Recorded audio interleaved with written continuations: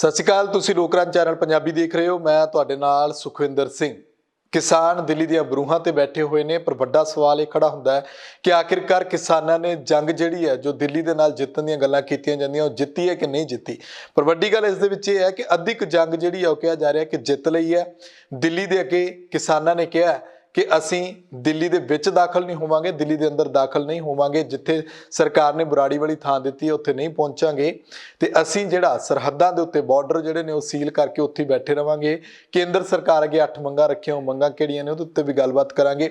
ਇਸ ਤੋਂ ਇਲਾਵਾ ਦੀਪ ਸਿੱਧੂ ਦਿੱਲੀ ਕਿੱਦਾਂ ਪਹੁੰਚ ਜਾਂਦੇ ਨੇ, ਉਹਨਾਂ ਉੱਤੇ ਵੀ ਸਵਾਲ ਕਈ ਤਰ੍ਹਾਂ ਦੇ ਖੜੇ ਹੁੰਦੇ ਨੇ ਕਿ ਦੀਪ ਸਿੱਧੂ ਬਰਖਾ ਦੱਤ ਨੂੰ ਜਦੋਂ ਇੰਟਰਵਿਊ ਦਿੰਦੇ ਨੇ ਤਾਂ ਉਸ ਉੱਤੇ ਸਵਾਲ ਉੱਠਦਾ ਹੈ ਕਿ ਕਿਸਾਨ ਜਥੇਬੰਦੀਆਂ ਦੇ ਲੀਡਰਾਂ ਦੇ ਨਾਲ ਇੰਟਰਵਿਊ ਕਿਉਂ ਨਹੀਂ ਕੀਤੀ ਜਾਂਦੀ, ਉਹਨਾਂ ਤੋਂ ਕਿਉਂ ਨਹੀਂ ਪੁੱਛਿਆ ਜਾਂਦਾ ਕਿ ਇਹ ਮਸਲਾ ਕੀ ਹੈ, ਦੀਪ ਸਿੱਧੂ ਕੌਣ ਹੈ ਇਸ ਸਭ ਦੇ ਵਿਚਾਲੇ। ਇਸ ਤੋਂ ਇਲਾਵਾ ਹੋਰ ਵੀ ਨੌਜਵਾਨੀ ਜੋਸ਼ ਦੇ ਉੱਤੇ ਗੱਲ ਕਰਾਂਗੇ ਕਿ ਨੌਜਵਾਨਾਂ ਨੂੰ ਕਿਵੇਂ ਜੋਸ਼ ਦੇ ਨਾਲ ਹੋਸ਼ ਨੂੰ ਬਰਕਰਾਰ ਰੱਖ ਕੇ ਕਿਸ ਤਰੀਕੇ ਦੇ ਨਾਲ ਕਿਸਾਨ ਜਥੇਬੰਦੀਆਂ ਦੇ ਝੰਡੇ ਨੂੰ ਨਾਲ ਲੈ ਕੇ ਜਿਹੜਾ ਉਹ ਕਿਸਾਨਾਂ ਦੇ ਜਥੇਬੰਦੀਆਂ ਦੇ ਪਿੱਛੇ ਹੋ ਕੇ ਜਿਹੜਾ ਚੱਲਣਾ ਚਾਹੀਦਾ, ਇਹ ਸਭ ਨੂੰ ਸਮਝਣ ਦੀ ਜ਼ਰੂਰਤ ਹੈ। ਇੱਕ ਵੱਡਾ ਠੱਪਾ ਜਿਹੜਾ ਪੰਜਾਬ ਦੇ ਨੌਜਵਾਨਾਂ ਦੇ ਉੱਤੇ, ਪੰਜਾਬ ਦੀ ਨੌਜਵਾਨੀ ਦੇ ਉੱਤੇ ਲੱਗਦਾ ਹੁੰਦਾ ਸੀ ਕਿ ਨੌਜਵਾਨ ਜਿਹੜੇ ਨੇ ਉਹ ਨਸ਼ਿਆਂ ਦੇ ਵਿੱਚ ਘਿਰੇ ਹੋਏ ਨੇ, ਤੇ ਅੱਜ ਜਿਹੜਾ ਉਹ ਦਿੱਲੀ ਨੂੰ ਜਾਂ ਲੋਕਾਂ ਨੂੰ ਜਾਂ ਦੇਸ਼ ਦੁਨੀਆ ਭਰ ਨੂੰ ਪਤਾ ਲੱਗ ਗਿਆ ਕਿ ਪੰਜਾਬ ਦੇ ਨੌਜਵਾਨ ਉਹ ਨਸ਼ਾਖੋਰ ਨਹੀਂ, ਉਹਨਾਂ ਨੇ ਆਪਣੀ ਉਸ ਜਿਹੜੀ ਅਲਾਮਤ ਸੀ ਉਸ ਨੂੰ ਜੜੋਂ ਪੁੱਟ ਸੁੱਟ ਦਿੱਤਾ ਤੇ ਹੁਣ ਜਾ ਕੇ ਦਿੱਲੀ ਨਾਲ ਜੋ ਟੱਕਰ ਲਈ ਹੈ ਉਸਨੇ ਇਹ ਸਭ ਕੁਝ ਸਾਬਤ ਕਰ ਦਿੱਤਾ।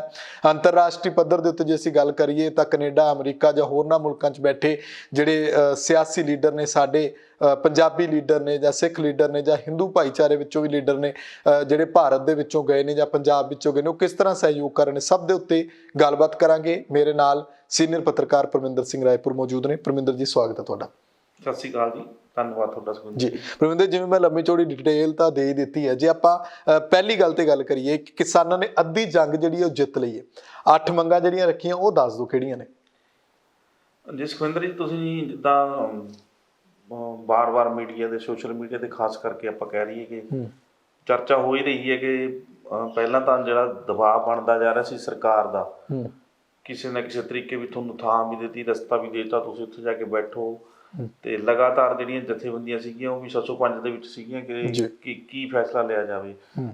ਤੇ ਫਿਰ ਕਿਸਾਨਾਂ ਦਾ ਜਿਹੜਾ ਇਕੱਠ ਹੈ ਉਹਨਾਂ ਦਾ ਇੱਕ ਐਂ ਕਹਿ ਲਓ ਕਿ ਜਿਹੜਾ ਜਜ਼ਬਾ ਸੀ ਜਿਸ ਨੂੰ ਲੈ ਕੇ ਉਹ ਦਿੱਲੀ ਗਏ ਸੀ, ਉਹ ਸਾਹਮਣੇ ਆਉਂਦਾ ਹੈ ਕਿ ਉਹ ਜਥੇਬੰਦੀਆਂ ਦੇ ਆਗੂਆਂ ਨੂੰ ਕਹਿੰਦੇ ਨੇ ਕਿ ਅਸੀਂ ਜੇ ਆਪਸ ਵਿੱਚ ਬੈਠ ਕੇ ਆਪਣਿਆਂ ਨੂੰ ਇਹ ਆਪਣੀ ਗੱਲ ਸੁਣਾਉਣੀ ਆ, ਫਿਰ ਦਿੱਲੀ ਆਉਣ ਦੀ ਕੀ ਲੋੜ ਸੀ। ਬਿਲਕੁਲ, ਪੰਜਾਬ ਦੇ ਵਿੱਚ ਬੈਠ ਕੇ ਇਕੱਠ ਕਰਕੇ ਉੱਥੇ ਲੋਕਾਂ ਨੂੰ ਆਪਣੇ ਗੱਲਾਂ ਸੁਣਾਈ ਜਾਂਦੇ। ਬਿਲਕੁਲ, ਇੱਥੇ ਆਏ ਆ ਤਾਂ ਇੱਥੇ ਕੀ ਮਕਸਦ ਲੈ ਕੇ ਆਏ, ਜਿਹੜਾ ਮਕਸਦ ਲੈ ਕੇ ਆਏ ਉਹਨੂੰ ਕੰਪਲੀਟ ਕੀਤਾ ਜਾਵੇ। ਬਿਲਕੁਲ, ਉਹ ਮਕਸਦ ਸੀਗਾ ਕਿ ਅਸੀਂ ਦਿੱਲੀ ਦਾ ਘਿਰਾਓ ਕਰਨਾ, ਅਸੀਂ ਦਿੱਲੀ ਨੂੰ ਦੱਸਣਾ ਕਿ ਸਾਡੇ ਨਾਲ ਧੱਕਾ ਹੋ ਰਿਹਾ, ਅਸੀਂ ਲੋਕਾਂ ਨੂੰ ਦੱਸਣਾ, ਅਸੀਂ ਮੀਡੀਆ ਨੂੰ ਦੱਸਣਾ, ਜਿਹੜਾ ਨੈਸ਼ਨਲ ਮੀਡੀਆ ਸਾਨੂੰ ਨਹੀਂ ਚੱਕ ਰਿਹਾ, ਬਿਲਕੁਲ, ਤੇ ਸਾਨੂੰ ਕਵਰੇਜ ਨਹੀਂ ਕਰ ਰਿਹਾ, ਜਾਂ ਆਮ ਲੋਕਾਂ ਤੱਕ ਜਿਹੜੀ ਆਵਾਜ਼ ਪਹੁੰਚਾਉਣ ਦਾ ਸਾਡਾ ਜ਼ਰੀਆ ਸੀਗਾ। ਰਾਜਧਾਨੀ ਸਾਡੀ ਭਾਰਤ ਦੀ ਰਾਜਧਾਨੀ ਦੇ ਵਿੱਚ ਬੈਠੇ ਨੇ ਜਿਹੜੇ ਵੱਡੇ ਲੋਕ ਬੈਠੇ ਨੇ, ਵੱਡੇ ਆਗੂ ਬੈਠੇ ਨੇ, ਉਹਨਾਂ ਤੱਕ ਅਸੀਂ ਆਪਣੀ ਗੱਲ ਪਹੁੰਚਾਈਏ ਤਾਂ ਕਿਵੇਂ ਪਹੁੰਚਾਈਏ। ਉਹ ਮਕਸਦ ਨੂੰ ਪੂਰਾ ਤਾਂ ਹੀ ਹੋ ਸਕਦਾ, ਉਹ ਕਹਿੰਦੇ ਵੀ ਜੇ ਅਸੀਂ ਦਿੱਲੀ ਦਾ ਘਿਰਾਓ ਕਰਾਂਗੇ ਤੇ ਦਿੱਲੀ ਦੇ ਜਿਹੜੇ ਸਾਡੇ ਆਪਣੇ ਮਕਸਦ ਨੇ ਉਹਨਾਂ ਨੂੰ ਅਸੀਂ ਨਾਲ ਲੈ ਕੇ ਇੱਥੇ ਆਏ ਤਾਂ ਉਹਨਾਂ ਨੂੰ ਪੂਰਾ ਕਰਾਂਗੇ। ਤੇ ਉਸੇ ਦੇ ਤਹਿਤ ਜਿਹੜੀਆਂ ਜਥੇਬੰਦੀਆਂ ਨੇ ਦੁਬਾਰਾ ਮੀਟਿੰਗ ਕੀਤੀ, ਮੀਟਿੰਗ ਕਰਕੇ ਉਹਨਾਂ ਨੇ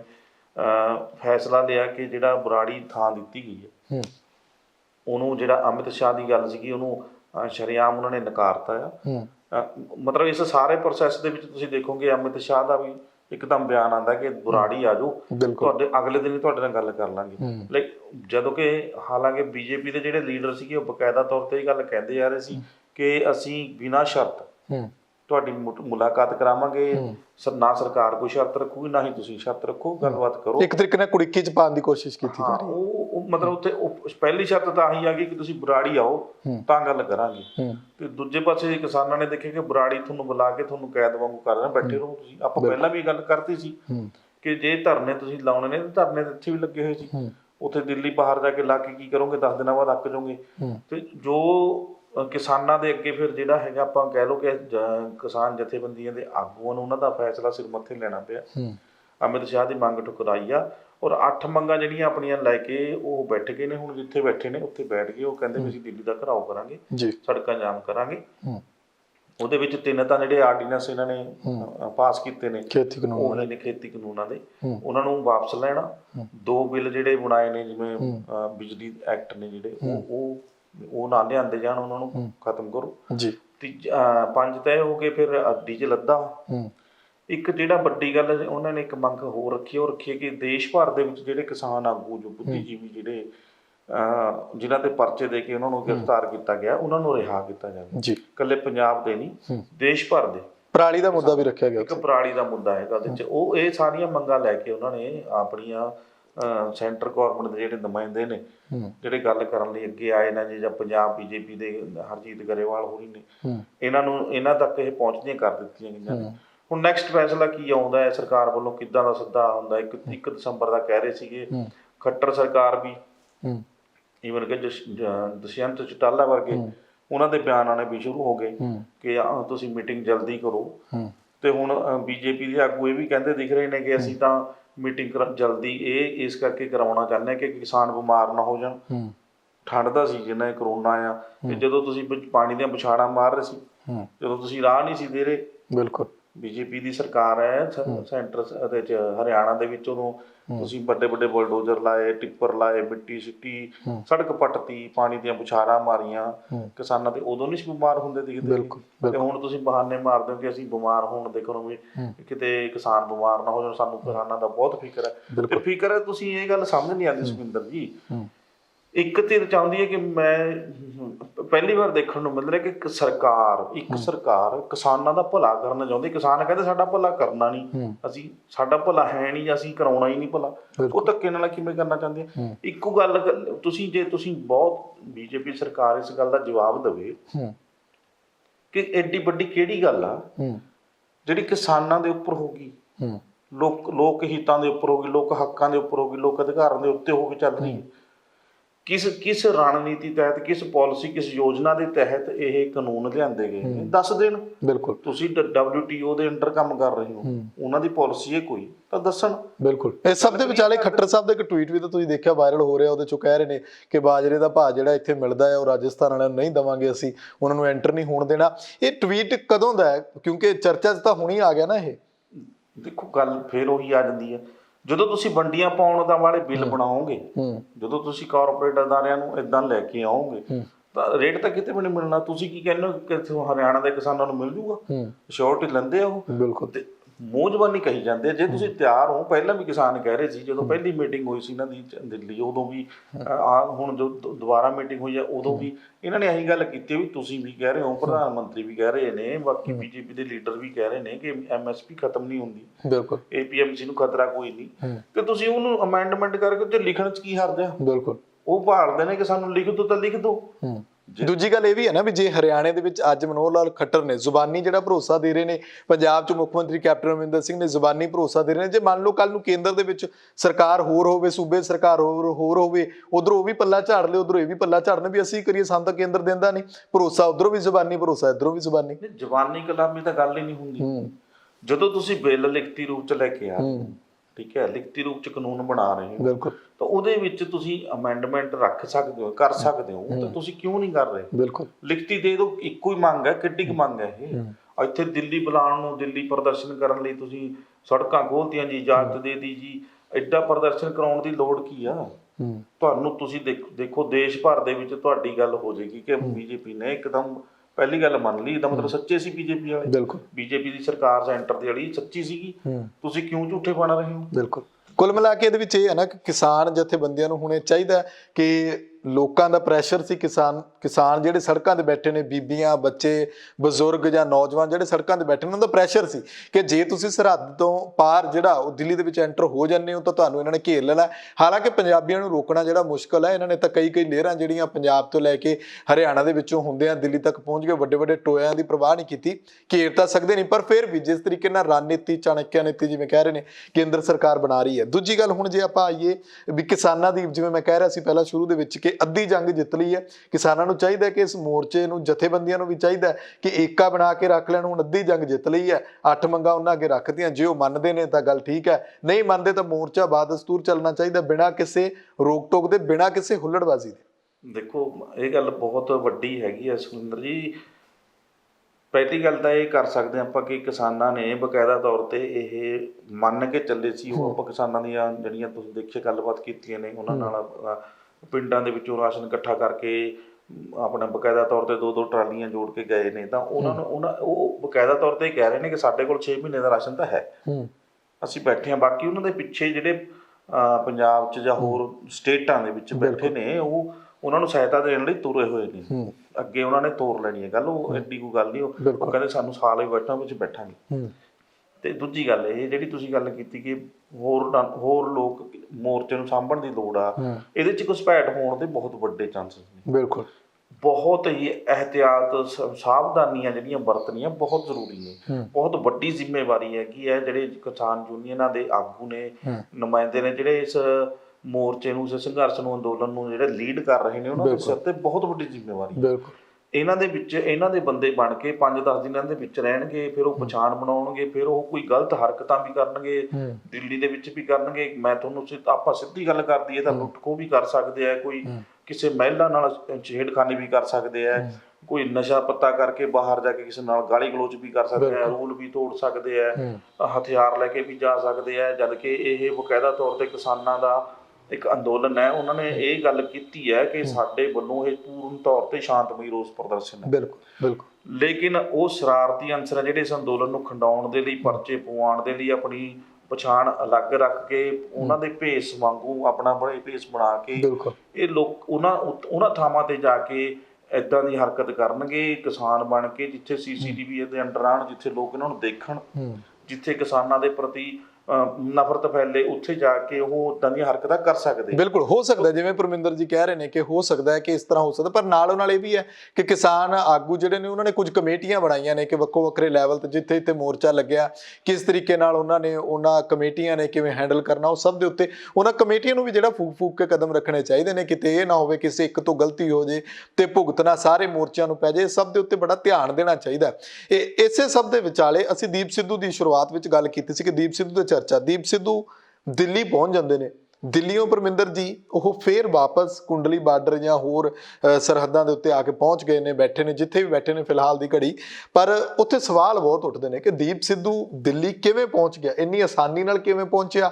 ਕਿਤੇ ਇਹ ਤਾਂ ਨਹੀਂ ਕਿ ਜਿਵੇਂ ਉਹ ਪਹਿਲਾਂ ਇਲਜ਼ਾਮ ਲੱਗਦੇ ਰਹੇ ਨੇ ਕਿ RSS ਜਾਂ ਕੇਂਦਰ ਦੀ ਕੋਈ ਕਿਤੇ ਨਾ ਕਿਤੇ ਥਾਪੜਾ ਹੈ ਦੀਪ ਸਿੱਧੂ ਨੂੰ ਇਸ ਸਭ ਨੂੰ ਵੰਡਣ ਦੇ ਲਈ।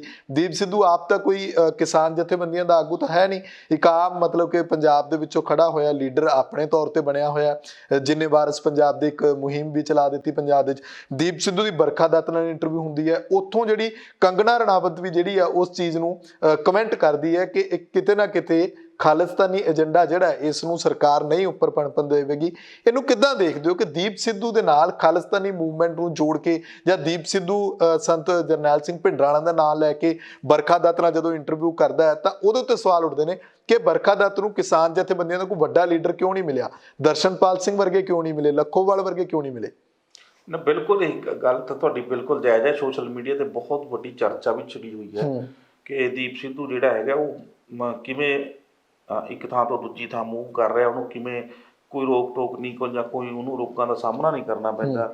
ਤਾਂ ਤੁਸੀਂ ਦੇਖੋ ਕਿ ਜਦੋਂ ਇਹ ਅੰਦੋਲਨ ਸ਼ੁਰੂ ਹੋਇਆ ਸੀ, ਸੰਘਰਸ਼ ਸ਼ੁਰੂ ਹੋਇਆ ਸੀ, ਉਹ ਤੋਂ ਤੁਰੰਤ ਬਾਅਦ ਇੱਕ ਫੋਟੋ ਵਾਇਰਲ ਹੋਈ ਸੀ ਜਿਹਦੇ ਵਿੱਚ ਸਨੀ ਦਿਓਲ ਦੇ ਨਾਲ ਖੜਾ ਦੀਪ ਸਿੱਧੂ ਤੇ ਪ੍ਰਧਾਨ ਮੰਤਰੀ ਨਾਲ ਗੱਲ ਕਰ ਰਿਹਾ ਹੈ ਜਾਂ ਫੋਟੋ ਖਿਚਾ ਰਿਹਾ ਹੈ, ਤਾਂ ਇੱਕ ਪ੍ਰਧਾਨ ਮੰਤਰੀ ਨਾਲ ਮਿਲਣੀ ਹੋਈ ਹੈ ਸ਼ਾਇਦ ਉਹਨਾਂ ਦੀ। ਤੇ ਇਹਦੇ ਵਿੱਚ ਉਹ ਫੋਟੋ ਨੂੰ ਲੈ ਕੇ ਬਹੁਤ ਸਾਰਾ ਕੁਝ ਜਿਹੜਾ ਹੈਗਾ ਇੱਕ ਤਰ੍ਹਾਂ ਸਮਝ ਆ ਜਾਂਦਾ ਜੇ ਦੇਖਿਆ ਜਾਵੇ।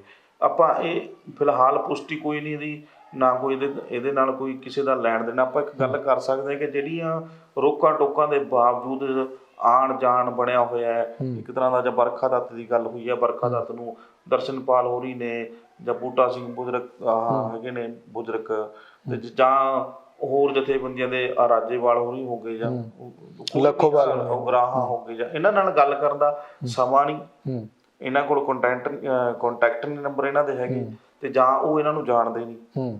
ਤੇ ਉਹ ਜਿਹੜੇ ਸਿੱਧੇ ਤੌਰ ਤੇ ਸੰਘਰਸ਼ ਨਾਲ ਜੁੜੇ ਹੋਏ ਨੇ, ਲੰਮੇ ਸਮੇਂ ਤੋਂ ਕਿਸਾਨੀ ਨਾਲ ਜੁੜੇ ਹੋਏ ਨੇ, ਲੰਮੇ ਸਮੇਂ ਤੋਂ ਯੂਨੀਅਨ ਨਾਲ ਜੁੜੇ ਹੋਏ ਨੇ, ਲੰਮੇ ਸਮੇਂ ਤੋਂ ਸੰਘਰਸ਼ਾਂ ਦਾ ਹਿੱਸਾ ਰਹੇ ਨੇ, ਉਹਨਾਂ ਨਾਲ ਗੱਲਬਾਤ ਕਰਨ ਦੀ ਬਜਾਏ ਦੀਪ ਸਿੱਧੂ ਨੂੰ ਕਿਉਂ ਚੁਣਿਆ ਗਿਆ? ਤਾਂ ਉਹ ਕੁਐਸਚਨ ਤਾਂ ਖੜੇ ਹੁੰਦੇ ਨੇ। ਬਿਲਕੁਲ। ਤੇ ਬਾਰ-ਬਾਰ ਉਹ ਜਾ ਕੇ ਜਿਵੇਂ ਖਾਲਿਸਤਾਨ ਦੀ ਗੱਲ ਜਾਂ ਮੂਵਮੈਂਟ ਦੀ ਗੱਲ ਜਾਂ ਕੋਈ ਜਰਨੈਲ ਸਿੰਘ ਭਿੰਡਰਾਂ ਵਾਲਿਆਂ ਦੀ ਗੱਲ ਹੋਣੀ ਜਾਂ ਕਰਨੀ, ਕਿਤੇ ਨਾ ਕਿਤੇ ਇਸ਼ਾਰਾ ਕਰਦਾ ਕਿ ਕਿਤੇ ਕੁਰਾਹੇ ਪਾਉਣ ਦੀ ਕੋਸ਼ਿਸ਼ ਤਾਂ ਨਹੀਂ ਕੀਤੀ ਜਾ ਰਹੀ ਦੀਪ ਸਿੱਧੂ ਵੱਲੋਂ, ਵੀ ਕਿਤੇ ਸ਼ਬਦਾਂ ਦਾ ਜਾਲ ਤਾਂ ਨਹੀਂ ਬੁਣਿਆ ਜਾ ਰਿਹਾ। ਜਿਸ ਤਰੀਕੇ ਦੇ ਨਾਲ ਉਹ ਪੰਜਾਬ ਦੇ ਸੰਕਟ ਦੀ ਗੱਲ ਕਰਦੇ ਨੇ ਕਿ ਪੰਜਾਬ ਦੇ ਹੋਰ ਵੀ ਬਹੁਤ ਸੰਕਟ ਨੇ, ਕਿਸਾਨੀ ਸੰਕਟ ਦੇ ਨਾਲ ਵੱਡੀਆਂ ਵੱਡੀਆਂ ਗੱਲਾਂ ਜਦੋਂ ਕਰਦੇ ਨੇ, ਕਿਤੇ ਨਾ ਕਿਤੇ ਇਹ ਤਾਂ ਨਹੀਂ ਕਿ ਇਸ ਸਭ ਨੂੰ ਡੀਰੇਲ ਕਰਨ ਦੀ ਕੋਸ਼ਿਸ਼ ਕੀਤੀ ਜਾ ਰਹੀ ਹੈ। ਆਪਾਂ ਕਿਸੇ ਵੀ ਤਰ੍ਹਾਂ ਦੇ ਇਹ ਕਹਿ ਕੇ ਅਸੀਂ ਇਹ ਨਹੀਂ ਗੱਲ ਕਰਨਾ ਚਾਹੁੰਦੇ ਕਿ ਇਹਨੂੰ ਡੀਰੇਲ ਕੀਤਾ ਜਾ ਰਿਹਾ ਜਾਂ ਕਰਨਾ, ਪਰ ਆਪਾਂ ਨੂੰ ਸ਼ੰਕਾ ਕਿਸੇ ਤਰ੍ਹਾਂ ਦੀ ਵੀ ਇੱਥੇ ਸੰਭਾਵਿਤ ਲੱਗਦੀ ਹੈ। ਕੋਈ ਵੀ ਕਿਸੇ ਤਰ੍ਹਾਂ ਦਾ ਕੋਈ ਸ਼ੱਕ ਹੈ ਜਾਂ ਉਹ ਹਰ ਇੱਕ ਗੱਲ ਜਿਵੇਂ ਕਹਿੰਦੇ ਕਿ ਕਦਮ ਫੂਕ ਕੇ ਰੱਖਣਾ ਪੈਂਦਾ ਹੈ, ਉਹ ਚੀਜ਼ ਦੇਖਣੀ ਪੈਣੀ ਹੈ। ਇਹ ਕਿਸਾਨ ਯੂਨੀਅਨਾਂ ਜਿਹੜੀਆਂ ਹੈਗੀਆਂ ਨੇ ਬਕਾਇਦਾ ਤੌਰ ਤੇ ਇਹਦੇ ਤੇ ਨਿਗਾਹ ਰੱਖਣ ਕਿ ਕੋਈ ਵੀ ਬੰਦਾ, ਦੀਪ ਸਿੱਧੂ ਗੱਲ ਇੱਕ ਪਾਸੇ ਕਰਦੀ, ਕੋਈ ਵੀ ਬੰਦਾ ਕਿਸੇ ਤਰ੍ਹਾਂ ਦੀ ਇਸ ਅੰਦੋਲਨ ਨੂੰ ਧਾਰਮਿਕ ਰੰਗਤ ਨਾ ਦੇਵੇ। ਕਿਸਾਨ ਜਥੇਬੰਦੀਆਂ ਕਲੀਅਰ ਕਰ ਹੀ ਚੁੱਕੇ ਕਿ ਖਾਲਿਸਤਾਨੀ ਮੂਵਮੈਂਟ ਦਾ ਸਾਡੇ ਨਾਲ ਕੋਈ ਲੈਣਾ ਦੇਣਾ ਨਹੀਂ। ਹੁਣ ਜਿਹੜੀ ਕਮੇਟੀ ਬਣੀ ਹੈ ਇੱਕ, ਜਿਹਨੇ ਉਹ ਇਸੇ ਕਰਕੇ ਬਣੀ ਹੈ ਵੀ ਕੌਣ ਬੰਦਾ, ਚਾਹੇ ਉਹ ਦੇਸ਼ ਦੇ ਕਿਸੇ ਹਿੱਸੇ ਚੋਂ ਆ ਰਿਹਾ, ਪਹਿਲਾਂ ਉਹ ਜਿਹੜੀ ਕਮੇਟੀ ਬਣੀ ਹੈ ਸਟੇਜ ਕਮੇਟੀ ਕਹਿ ਰਹੇ ਆ ਉਹਨੂੰ, ਉਹਨਾਂ ਦੀ ਇਜਾਜ਼ਤ ਲਏ ਤੋਂ ਬਿਨਾਂ ਸਟੇਜ ਤੇ ਨਹੀਂ ਬੋਲਣਾ। ਬਿਲਕੁਲ। ਤੇ ਬੋਲਣਾ ਕੀ ਹੈ ਕਿ ਕਿਸ ਬਾਬਤ ਗੱਲ ਕਰਨੀ, ਉਹ ਪਹਿਲਾਂ ਉਹਨੂੰ ਦੱਸਣਾ ਪਏਗਾ ਕਿ ਮੈਂ ਇਸ ਬਾਬਤ ਗੱਲ ਕਰੂੰਗਾ, ਇਜਾਜ਼ਤ ਲੈਣੀ ਪਏਗੀ। ਉਹ ਦੈਨ ਫਿਰ ਉਹ ਇੱਕੋ ਸਟੇਜ ਹੈ, ਇੱਕੋ ਸਟੇਜ ਤੇ ਬੋਲਣਾ ਪਏਗਾ। ਕਿਸਾਨਾਂ ਨੇ ਆਪਣੀ ਇੱਕ ਸਟੇਜ ਕਰਤੀ, ਉਹਦੇ ਨਾਲ ਉਹਨਾਂ ਨੇ ਹੁਣ ਇਹ ਵੀ ਗੱਲ ਕਰਤੀ ਕਿ ਸਿਆਸੀ ਔਰ ਜਿਹੜੇ ਕਲਾਕਾਰ ਬੰਦੇ ਨੇ ਥੋੜਾ ਜਿਹਾ ਪਾਸੇ ਕਰੇ, ਇਹਨਾਂ ਨੂੰ ਸਿੱਧੇ ਰਾਹ ਨਹੀਂ ਪਾ ਰਹੇ। ਲੇਕਿਨ ਗੱਲ ਜਿਹੜੀ ਦੀਪ ਸਿੱਧੂ ਦੀ ਆਉਂਦੀ ਹੈ, ਬਾਰ-ਬਾਰ ਆਉਂਦੀ ਹੈ, ਉਹ ਕਿਉਂ ਆਉਂਦੀ ਹੈ ਇਸ ਬਾਰੇ ਦੀਪ ਸਿੱਧੂ ਜ਼ਿਆਦਾ ਕਲੀਅਰ ਕਰ ਸਕਦੇ ਆ। ਬਿਲਕੁਲ। ਤੇ ਉਹ ਇਹ ਗੱਲ ਇੱਕ ਆਪਾਂ ਹੋਰ ਕਰ ਸਕਦੇ ਹਾਂ ਕਿ ਬੀਜੇਪੀ ਜਿਹੜੀ ਹੈਗੀ ਲੰਮੇ ਸਮੇਂ ਤੋਂ ਪੰਜਾਬ ਦੇ ਵਿੱਚ ਕੁਝ ਚਿਹਰੇ ਭਾਲਦੀ,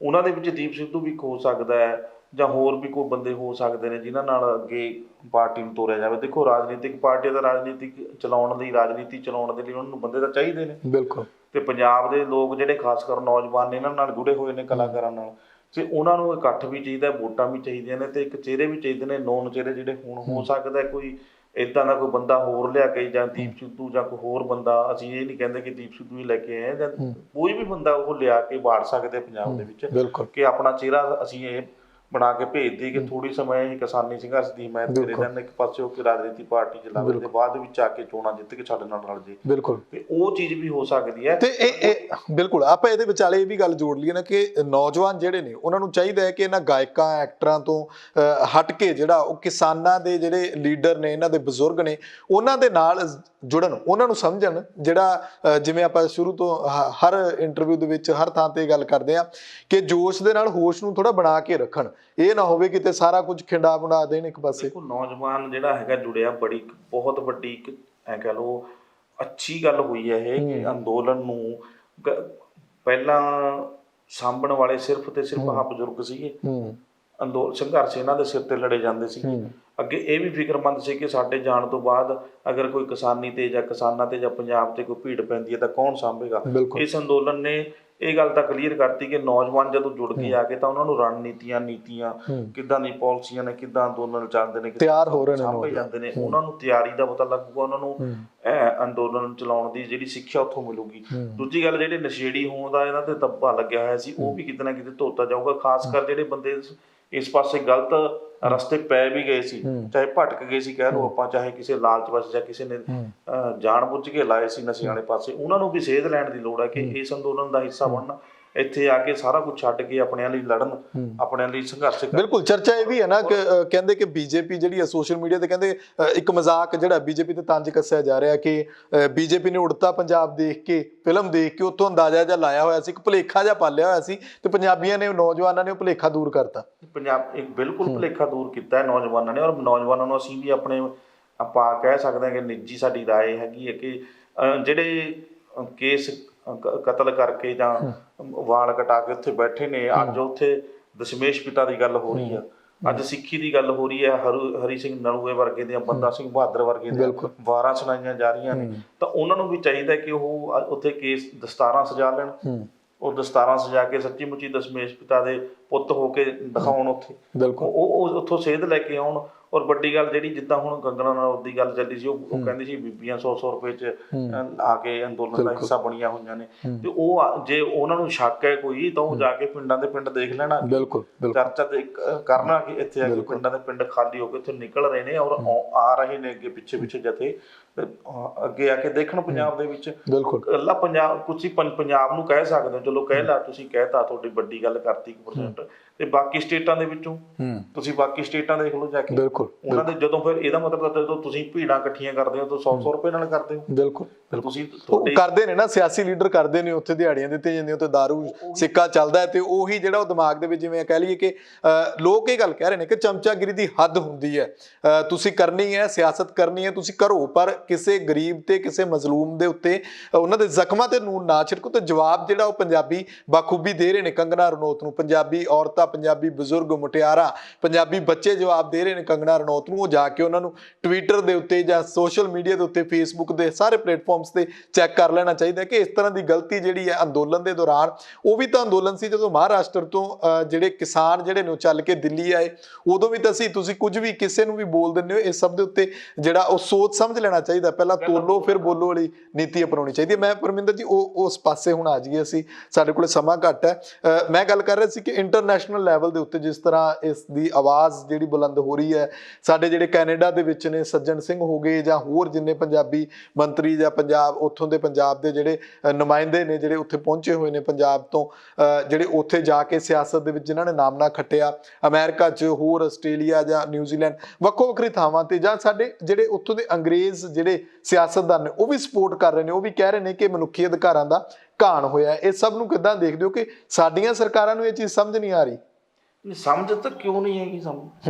ਇਹ ਗੱਲ ਜੇ ਤੁਸੀਂ ਕਹਿੰਦੇ ਹੋ ਕਿ ਉਹਨਾਂ ਨੂੰ ਸਮਝ ਨਹੀਂ ਆ ਰਹੀ, ਜਾਂ ਉਹਨਾਂ ਨੂੰ ਪਤਾ ਨਹੀਂ ਲੋਕਾਂ ਦਾ ਦੁੱਖ ਦਰਦ ਕੀ ਹੈ, ਜਾਂ ਉਹਨਾਂ ਨੂੰ ਨਹੀਂ ਪਤਾ ਕਿ ਇਹ ਸੜਕਾਂ ਪੱਟ ਕੇ ਅਸੀਂ ਕਾਨੂੰਨ ਦੀ ਉਲੰਘਣਾ ਕਰ ਰਹੇ ਹਾਂ, ਜਾਂ ਉਹਨਾਂ ਨੂੰ ਇਹ ਨਹੀਂ ਪਤਾ ਕਿ ਸੜਕ ਹੀ ਮਾਰਗ ਰਾਹੀਂ ਜਾ ਰਿਹਾ ਉਹਨੂੰ ਰੋਕਣਾ, ਸਹੁੰ ਖਾਧੀ ਹੋਈ ਹੈ ਵੀ ਕੁੱਟਣਾ ਹੀ ਕੁੱਟਣਾ। ਹਾਂ, ਸੰਵਿਧਾਨਕ ਹੱਕਾਂ ਦੀ ਤੁਸੀਂ ਉਲੰਘਣਾ ਕਰ ਰਹੇ ਹੋ, ਸੰਵਿਧਾਨਕ ਹੱਕਾਂ ਦੇ ਉੱਤੇ ਡਾਕੇ ਮਾਰ ਰਹੇ ਹੋ। ਕਿਉਂ ਨਹੀਂ ਸਮਝਿਆ ਕਿ ਸਭ ਕੁਝ ਪਤਾ ਉਹਨਾਂ ਨੂੰ? ਉਹ ਤਾਂ ਦਰਅਸਲ ਉਹ ਤਾਂ ਡੰਡੇ ਨਾਲ ਦਬਾਉਣਾ ਚਾਹੁੰਦੇ ਆ, ਉਹ ਆਪਣੀ ਗੱਲ ਮਨਵਾਉਣਾ ਚਾਹੁੰਦੇ ਆ ਕਿ ਸਾਡੀ ਅਸੀਂ ਗੱਲ ਕਰਤੀ ਤਾਂ ਅਸੀਂ ਠੀਕ ਆ, ਬਸ ਅਸੀਂ ਕਹਿੰਦਾ ਠੀਕ ਆ। ਅਤੇ ਉਹ ਗੱਲ ਇਹ ਬਰਦਾਸ਼ਤ ਤੋਂ ਬਾਹਰ ਆ ਨਾ। ਇਹ ਗੱਲ ਜਿਹੜੀ ਗੱਲ ਤੁਸੀਂ ਕੀਤੀ ਕਿ ਬਾਹਰੋਂ ਵਿਦੇਸ਼ਾਂ ਦੇ ਵਿੱਚੋਂ ਵੀ ਆ ਰਹੇ, ਤਾਂ ਉਹ ਜਿਹੜੇ ਲੋਕ ਉੱਥੇ ਬੈਠੇ ਨੇ, ਪਹਿਲੀ ਗੱਲ ਪੰਜਾਬੀਆਂ ਦੀ ਗੱਲ ਕਰਦੇ ਨੇ, ਜਿਹੜੇ ਪੰਜਾਬੀ ਲੋਕ ਉੱਧਰ ਜਾ ਕੇ ਸੈੱਟ ਹੋਏ ਨੇ ਜਾਂ ਸਿਆਸਤ ਦੇ ਵਿੱਚ ਨੇ ਜਾਂ ਉੱਧਰ ਆਪਣੇ ਘਰ-ਬਾਰ ਲਈ ਬੈਠੇ ਨੇ, ਉਹ ਜੁੜੇ ਤਾਂ ਇਸ ਮਿੱਟੀ ਨਾਲ ਹੈਗੇ ਨੇ ਨਾ। ਬਿਲਕੁਲ, ਉਹਨਾਂ ਨੂੰ ਪਤਾ ਨਹੀਂ ਪੰਜਾਬ ਦੀਆਂ ਗੱਲਾਂ ਦਾ ਵੀ ਪੰਜਾਬੀ ਕਿਹੜੀਆਂ। ਹੁਣ ਜਦੋਂ ਦੁੱਖ ਦਰਦ ਮਹਿਸੂਸ ਕਰਕੇ ਉੱਥੋਂ ਕੋਈ ਫੰਡ ਘੱਲਦੇ ਨੇ ਤਾਂ ਕਹਿ ਦਿੰਦੇ ਨੇ ਕਿ ਖਾਲਿਸਤਾਨ ਨੂੰ ਪ੍ਰਮੋਟ ਕੀਤਾ ਜਾ ਰਿਹਾ। ਇਹ ਤਾਂ ਕਹਿਣਾ ਹੀ ਆ, ਅਸੀਂ ਇਹਨਾਂ ਗੱਲਾਂ 'ਚ ਪੈਣਾ ਹੀ ਨਹੀਂ। ਜੇ ਤੁਸੀਂ ਆਪਾਂ ਗੱਲ ਕਰਦੇ ਹਾਂ ਜਿਹੜੇ ਸੰਘਰਸ਼ ਕਰ ਰਹੇ ਨੇ ਬੰਦੇ, ਉੱਥੇ ਬੈਠੇ ਨੇ ਦਿਨ ਰਾਤ ਬੈਠੇ ਨੇ ਜਾਂ ਰੀਡ ਕਰ ਰਹੇ ਨੇ ਬੰਦੇ, ਉਹਨਾਂ ਦੇ ਉੱਤੇ ਤਾਂ ਐਲੀਗੇਸ਼ਨ ਬਹੁਤ ਤਰ੍ਹਾਂ ਦੇ ਲੱਗੇ। ਬਿਲਕੁਲ, ਘਰ 'ਚ ਅੱਗ ਲੱਗੀ ਹੋਵੇ ਤੇ ਦਰਦ ਤਾਂ ਆਉਂਦਾ ਹੀ ਹੈ ਨਾ। ਬਹੁਤ ਸਾਰੇ ਐਲੀਗੇਸ਼ਨ ਲੱਗਣਗੇ, ਬਹੁਤ ਸਾਰੀਆਂ ਚੀਜ਼ਾਂ ਇਸ ਤਰ੍ਹਾਂ ਦੀਆਂ ਲਿਆ ਕੇ ਉਹਨਾਂ ਦੇ ਥੋਪੀਆਂ ਜਾਣਗੀਆਂ। ਤੁਸੀਂ ਦੇਖੋ ਸ਼ਾਮ ਦਾ ਦੰਦ ਭੇਦ ਵਾਲੀ ਆਪਾਂ ਗੱਲ ਪਹਿਲਾਂ ਕਰ ਚੁੱਕੇ ਹਾਂ, 2 ਹਫ਼ਤਾ ਪਹਿਲਾਂ ਕੀਤੀ ਸੀ। ਉਹ ਤੁਸੀਂ ਪਰਚੇ ਦਰਜ ਕਰਕੇ ਹੁਣ ਦੰਡ ਵਾਲਾ ਗੱਲ ਹੋਊ, ਭੇਦ ਪਾਉਣ ਵਾਲੀ ਵੀ ਗੱਲ ਹੋਊਗੀ, ਸਾਰਾ ਕੁਝ ਹੋਏਗਾ। ਬਿਲਕੁਲ, ਤੋੜਨ ਵਾਲੀ ਗੱਲ ਵੀ ਹੋਏਗੀ। ਸਮਝਣਾ ਚਾਹੀਦਾ ਨਾ ਕਿਸਾਨਾਂ ਨੂੰ ਜਾਂ ਨੌਜਵਾਨਾਂ ਨੂੰ, ਇਹ ਵੀ ਸਮਝਣਾ ਚਾਹੀਦਾ ਕਿ ਇੱਕ ਦਿਨ ਦੀ ਕਹਾਣੀ ਨਹੀਂ ਹੈਗੀ। ਅੱਗੇ 2 ਮਹੀਨੇ ਤੇ ਪੰਜਾਬ 'ਚ ਲੱਗੇ ਰਹੇ। ਹੁਣ ਇਹ ਨਹੀਂ ਵੀ ਜੇ ਦਿੱਲੀ ਗਏ ਆ ਤੇ ਅਸੀਂ ਅੱਜ ਕੱਲ ਭਲਕ ਦੇ ਵਿੱਚ ਜੰਗ ਜਿੱਤ ਲੈਣੀ ਹੈ। ਇਹ ਸਭ ਨੂੰ ਬੜਾ ਕਲੀਅਰ ਰੱਖ ਲੈਣਾ ਚਾਹੀਦਾ ਮਾਈਂਡ ਦੇ ਵਿੱਚ, ਵੀ ਇਹ ਨਹੀਂ ਵੀ ਅਸੀਂ ਅੱਜ ਕੱਲ ਦੇ ਵਿੱਚ ਠੰਡ ਤੋਂ ਪਹਿਲਾਂ ਜਿਹੜਾ ਬਹੁਤ ਹੀ ਜ਼ਿਆਦਾ ਕੜਾਕੇ ਦੀ ਠੰਡ ਉਹ ਤੋਂ ਪਹਿਲਾਂ ਮੁੜ ਆਵਾਂਗੇ। ਕੀ ਪਤਾ ਲੱਗਦਾ ਕਿ ਮੱਥਾ ਜਿਹੜਾ ਉਹ ਲੰਮਾ ਲਾਉਣਾ ਪੈ ਜੇ। ਨਹੀਂ, ਇਹ ਪਹਿਲਾਂ ਹੀ ਮੰਨ ਕੇ ਤੁਰੇ ਪਏ ਨੇ ਕਿਸਾਨ ਜਥੇਬੰਦੀਆਂ। ਬਿਲਕੁਲ, ਬੰਦੇ ਨੇ ਜਿਹੜੇ ਆਗੂ ਨੇ ਉਹਨਾਂ ਨੇ ਪਹਿਲਾਂ ਹੀ ਕਲੀਅਰ ਕਰ ਦਿੱਤਾ ਕਿ 1-2 ਦਿਨ ਦੀ ਖੇਡ ਨਹੀਂ, ਉਹ ਤਾਂ ਬੈਠਣ ਲਈ ਤਿਆਰ ਨੇ, ਦ੍ਰਿੜ ਨੇ ਆਪਣੇ ਇਰਾਦਿਆਂ ਨਾਲ। ਲੇਕਿਨ ਗੱਲ ਇੰਨੀ ਕੁ ਹੈਗੀ ਕਿ ਸਿਰਫ ਤੇ ਸਿਰਫ ਐਲੀਗੇਸ਼ਨ ਜਿਹੜੇ ਲੱਗਦੇ ਲੱਗੀ ਜਾਣ। ਸਾਡਾ ਇਹਦਾ ਮਕਸਦ ਜਿਹੜਾ ਹੈਗਾ ਉਹ ਕਾਨੂੰਨਾਂ ਨੂੰ ਰੱਦ ਕਰਾਉਣ, ਇੱਕੋ ਇੱਕ ਮਕਸਦ ਹੈ, ਦੂਜਾ ਕੋਈ ਮਕਸਦ ਨਹੀਂ। ਕਿਸੇ ਤਰ੍ਹਾਂ ਦਾ ਕੋਈ ਆਪਾਂ ਕਹਿ ਦੇਸ਼ ਧਰੋਹ ਨਹੀਂ, ਕੋਈ ਕਿਸੇ ਤਰ੍ਹਾਂ ਦੀ ਬਿਆਨਬਾਜ਼ੀ ਨਹੀਂ, ਕੋਈ ਕਿਸੇ ਤਰ੍ਹਾਂ ਦਾ ਆਪਾਂ ਕਹਿ ਲਈਏ ਕਿਸੇ ਤੇ ਹਿੰਦੂ, ਮੁਸਲਿਮ, ਸਿੱਖ, ਈਸਾਈ ਧਾਰਮਿਕ ਭਾਵਨਾਵਾਂ ਦਾ ਗੱਲ ਨਹੀਂ ਕੋਈ। ਸਾਰੇ ਇਕੱਠੇ ਹੋ ਕੇ ਲੜ ਰਹੇ ਆ। ਦੇਖੋ ਤੁਸੀਂ ਦੇਖੋ ਦੂਜੇ ਜਿਹੜੇ ਲੋਕ ਨੇ ਜਿਹੜੇ ਕਿਸਾਨ ਨਹੀਂ ਹੈਗੇ, ਉਹ ਵੀ ਸਹਾਇਤਾ ਦੇ ਲਈ ਕੋਈ ਕੰਬਲ ਲੈ ਕੇ ਆ ਰਿਹਾ, ਕੋਈ ਕੁਛ ਕਰ ਰਿਹਾ, ਸਾਰੇ ਆਉਣੇ ਸ਼ੁਰੂ ਹੋ ਰਹੇ ਨੇ। ਸੋ ਉਹ ਮਕਸਦ ਇੱਕ ਹੈ। ਇਸ ਮਕਸਦ ਨਾਲ ਕੋਈ ਰਾਸ਼ਟਰਵਾਦ ਦੀ ਭਾਵਨਾ ਨੂੰ ਠੇਸ ਨਹੀਂ ਪਹੁੰਚਦੀ। ਬਿਲਕੁਲ, ਕੋਈ ਕੁਛ ਕਹੀ ਜਾਵੇ, ਕੋਈ ਕੰਗਣਾ ਆ ਜਾਂ ਕੋਈ ਫਲਾਣਾ ਆ, ਜੋ ਮੀਟਿੰਗ ਕੋਈ ਕਹੀ ਜਾਵੇ, ਇਹਨਾਂ ਚੀਜ਼ਾਂ ਤੋਂ ਬਚ ਕੇ ਰਹਿਣਾ। ਆਪਣੇ ਆਪ ਨੂੰ, ਆਪਣੇ ਸੰਗਠਿਤ ਢਾਂਚੇ ਨੂੰ ਜਿਹੜਾ ਹੈਗਾ ਉਹ ਕਵਰ ਕਰਕੇ ਰੱਖਣਾ, ਤਾਂ ਕਿ ਕੋਈ ਸ਼ਰਾਰਤੀ ਅਨਸਰ ਅੰਦਰ ਨਾ ਵੜ ਸਕੇ ਤੇ ਕੋਈ ਜਿਹੜਾ ਹੈਗਾ ਸੰਗਠਿਤ ਢਾਂਚੇ ਤੋਂ ਬਾਹਰ ਨਾ ਜਾ ਸਕੇ। ਜੀ, ਸ਼ੁਕਰੀਆ ਪਰਮਿੰਦਰ ਸਿੰਘ ਜੀ। ਸੋ ਖਬਰਾਂ ਟੌਪ ਦੀਆਂ ਦੇ ਵਿੱਚ ਅਸੀਂ ਚਰਚਾ ਕੀਤੀ ਕਿ ਬੀਜੇਪੀ ਨੂੰ, ਜਿਵੇਂ ਆਪਾਂ ਕਹਿ ਲਈਏ ਕਿ ਇੱਕ ਤਰ੍ਹਾਂ ਦਾ ਨਬਜ਼ ਉਹਨਾਂ ਨੇ ਟੋਹ ਕੇ ਦੇਖੀ ਕਿ ਪੰਜਾਬ ਦੇ ਵਿੱਚ ਕਿੰਨੀ ਕੁ ਚਿਣਗ ਲਾ ਲਓ ਕਿ